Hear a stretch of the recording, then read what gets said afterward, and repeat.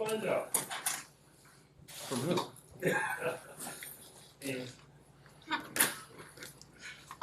Hi, Mike. Any indication on Jeff Wilson's injury, if he's out this week or if he has a chance? It is day to day. It was still accumulating information, but so far it was more positive than the worst case scenario could have been. You know, it was a concerning situation where you had a lot of force into the ground and got grabbed, and you always are prepared for the worst, and it looks like we've avoided the worst case scenarios for sure, and we'll be day to day. What does that mean for the game? We'll see. There's a lot of time between now and then, but the crisis was averted for sure. Coach, do you feel like you, especially with the games coming up, looks like they're must-win games for you guys. You feel like you need to enter a playoff mode here, where the room for mistake is just so slim? Well, I mean, I think you try your best to condition your team. That is always the case, only because you're not promised anything and you don't know how things are going to play out. I think, my approach has been to make sure that each game, especially since the bye, each game was treated with the severity of a playoff game, and I think that's something that a young team you're worried about. I think our team has looked at things in terms of preparation and intent. Has looked at the past couple games that way, and I think part of where we're at, sitting on a 2-game losing streak, has to do with certain guys possibly pressing and playing outside of the scheme to a degree, to try to make plays, and really down the stretch of a season, it will always be this way. Every game will always matter in December and January if you're in contention, because you're talking about seeding, home field advantage, all of those things on top of you want to be playing your best ball. If you're able to make the playoffs, you don't want to be going in there limping into the tournament. So I think it's been very, very valuable experience going against specifically the last 2 weeks against some playoff caliber teams, and whether or not that benefits us moving forward is for the team to determine. Do you learn from it? It's the hardest part of professional sports, but football specifically, you do so much prep for your 17 ops, right? You work that whole week, and then when the result doesn't end up the way you want it, it's a lot easier to point fingers or give reasons, because bottom line is that it's hard to digest that failure. You're talking a lot of waking hours and determination, a lot of people in a concerted effort, and you fail at the task at hand. But those can be the best things, and I've certainly been on teams where it's been the whole reason we were able to get into the playoffs and do damage in the playoffs, and progress through the playoffs, was because they were able to take one or two of those late November, December, January losses and learn from it. So that's the objective of the team right now, from my standpoint, is to identify and avoid the natural human reaction, which is like, oh, this hurts too much, this is too hard, or whatever. I'm I'm not going to invest as much emotionally. No, this is where you get to find out a lot about coaches, players, and really everybody you're working with. So it's a great opportunity that we have right now and moving forward. Is that all on the players, or is it something you and your staff can do to make sure they don't find that? Absolutely not. It's not all the players. It's far from it. I think the ideal, what you really want in your football team is you want the players to think it's all the players, and you want the coaches to think it's all the coaches, and it's somewhere in between. But it's the furthest from that. I don't. I try to lead by example, and I'm always the first one to be super critical of every single decision. Every single, trying to find the whys of why we're not performing. That's my job, and the job I don't think is done very well when you're like, it's somebody else's fault. That's not how. It's trying to identify and trying to learn from, because what I do know is I've never witnessed firsthand any sort of team that hasn't gone through some sort of turmoil or adversity, or losing games that they feel they're very capable of winning, or any of those things. I've never been around a team that's not gone through that and then had success. You got to pay the piper at some point. This is what the National Football League is about. It's about giving your all, and when it doesn't work out, getting better from it, not worse. So we have to find a way to do that. I was hoping that would be the case this past game. It wasn't. So does that? I don't think that. I see it as an opportunity, really, because that's I know the only formula for the ultimate end result that everyone aspires for. The only formula is to go through that and come out the opposite end, getting better from it, not worse.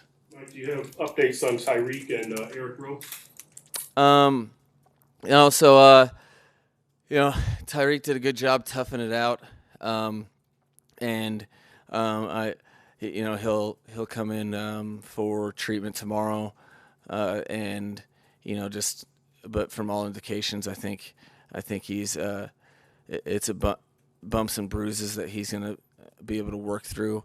Eric is trying to get more information on that. That seems more up in the air, day-to-day type stuff that will take a couple more days to figure out. And how did Teron Armstead come out of the game? It was awesome to get him for the entire game, and I know he was, he felt good coming out of it. He was a little fatigued, I think, but for the most part, I think we had a successful game experience without a setback. And the weather in Buffalo is supposed to be cold, might be some snow. From your experience, how does that manifest itself in the game? Does it give one team an advantage or a disadvantage, and if so, how? Well, I mean, it's all in how you use it. I think that it's kind of like, playing in Miami. All right, it's hot. We're used to it being hot. Does that mean we win every game? I mean, the course of the game can be influenced, but you still have to play in the same temperature and climate, or as the opposing team. Just one's more used to it than the other. So, I think that's something that you have to be real and upfront that hey, it's going to be cold, but it's also something that no one cares. The box score doesn't read asterisks. It was cold. So, it is what it is. If we're trying to win a divisional game, we're going to have to deal with the elements, and that comes with a mindset, and just everyone's going to be experiencing the same temperature. So I don't plan on using that as an excuse in the slightest. And a quick Byron Jones question because it's Monday. Why not? Yeah, why not? His prospects of practicing and playing this week, and then we've heard about injured players, Teron Armstead, Brandon Jones, sitting in meeting rooms with their groups. Has Byron Jones been in meeting rooms with the cornerbacks?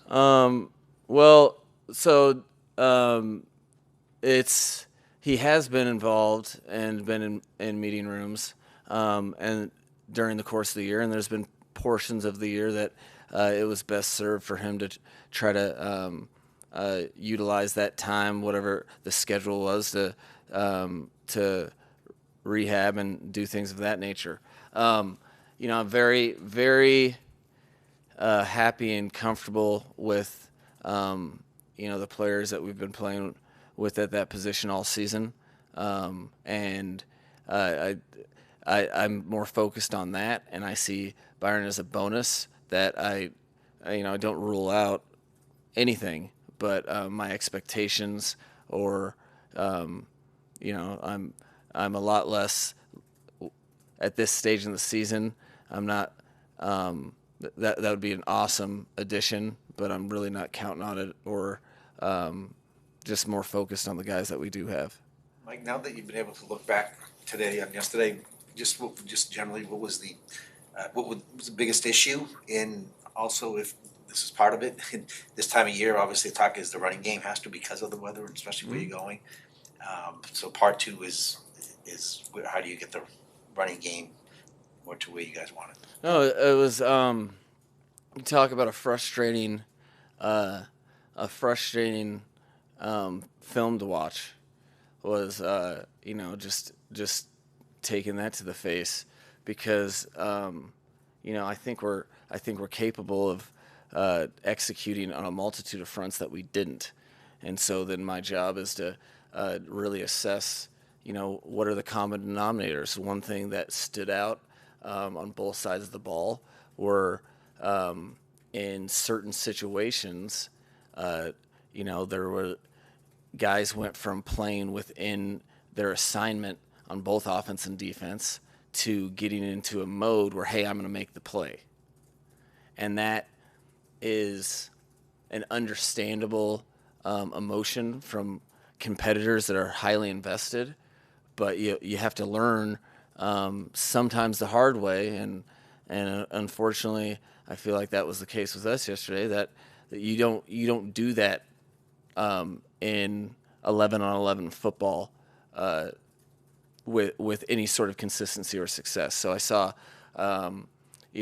guys kind of, on offense, maybe adjusting a route, or trying to strain another revolution before looking for the ball, or maybe attacking a read that wasn't necessarily primary in the progression, or maybe there was a couple instances of guys really trying to engulf the defender at the expense of what our foundational techniques of how to block people, and as a result kind of got out of position. Defensively, I saw guys be very gap sound and rush conscious when in terms of getting after the quarterback, but then all of a sudden in one series voiding rush lanes, or jumping out of gaps. It wasn't one player, it wasn't one position, it wasn't it wasn't one side of the ball. So to me, that's very telling in terms of there's a lot of guys pressing, and the job of the coaching staff, the job of the players, all of us collectively, is to identify why and fix it, because it's not, no one else is going to fix it for us. And if we want different results, we're going to have to, kind of address things that are difficult. It's difficult to, like I said before, fully invest into something and then fall short. But to me, that's where people are made or broke in this league. It's how you respond to stuff. It's no coincidence that my first mantra is adversity is an opportunity. You see this coming a mile away, and you're not void of this in any sort of successful season. This is the name of the game, but you have to be able to, as a group, have a collection of people that are willing to be accountable, and while also, being able to handle that emotional letdown, because it's a lot of investment. And guys were in the tank. They did not expect that result. But it's the National Football League. You have to learn that when certain things don't get done, you shouldn't expect anything less. That was a good football team that had all of their reasons to go ahead and try to win that game. And you know what? They did. You have to live with that. I think if you have a chance to be happy with your game, season, year, career, if in those moments you say, okay, you know what? This is hard. That means this is just my style. I'm willing to look myself in the mirror and see how we can adjust. And to me, you all of those things will handle themselves if collectively we're able to do that. It's a tough task, but winning's tough. Playing good football's tough. Through November. Through November, you've been able to win a lot of games without Mike Gesicki being nearly as involved in the passing game as he was prior to your arrival. I know it's been no catches, 3 targets over the last 3 weeks. Is he a weapon that you feel like over the final month of the season you can find ways to maximize more? Is that something in the forefront of your mind? Each and every game, I try to do as good of a job as possible to put our players in position for success. Mike's no different, and there's been circumstances in the last couple of games in particular where thought that maybe if one or two things, if a different coverage hits, or if we have a different opportunity, I think those results are different. But like every other player, we're trying to utilize their skill sets as best they can as it relates to the opponent. Sometimes that opponent lends itself very vulnerable to a certain position. Sometimes it doesn't. But the main thing is that when called upon, guys are really ready to take advantage of opportunities. Yeah, Mike, in your 2-game self-scouting, have you found that you guys need to make major changes or philosophical changes, or you just need to do what you do better? Yeah, I pretty much, I would be very worried if within, the framework of the things that we've been working on since August, if there wasn't answers through technique. But as far as, I don't look at any game. I look at every single game as how to apply our techniques, but you don't necessarily give the same presentation, or you're always adjusting to defenses. That never stops. And I think you take a hard look at why stuff isn't working, and I think you'd be a fool to continue to do stuff that doesn't work. You're trying to find the right formula for your matchups and various things, while positioning your players to be successful. I don't look at it any different when you guys are high-fiving a productive offensive day. That's in the past to me. That means nothing for the next opponent, and you have to find a way to for your players to be successful against the next opponent. So that is very much at the forefront of my mind each and every week. And of course, it wouldn't be anything less, after you have results that aren't really up to your standard. Thank you guys. Thank you. Thank you. Thank you.